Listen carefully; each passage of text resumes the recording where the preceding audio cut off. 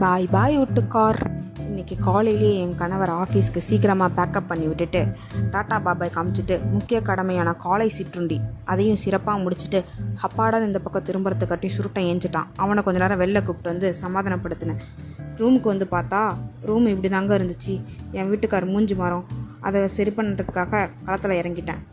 ப்ரெக்னென்சிக்கு அப்புறம் இவங்க காட்டின பாசத்தில் என் பனியன் சைஸ் தான் அதிகமாகிடுச்சு போல்.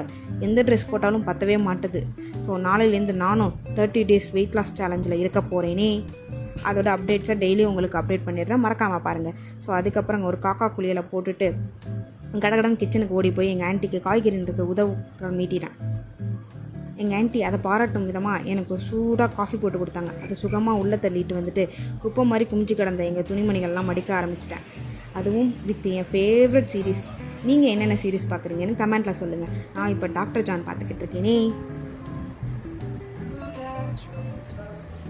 சீரீஸ் பார்த்துட்டு எவ்வளோ வேலை செஞ்சாலும் வேலை நடக்கிறதே தெரியாதுங்க, சட்டுப்புட்டுன்னு முடிஞ்சிடும். ஸோ இன்றைக்கான வீடியோ முடிஞ்சிட்டு பாய் பாய்.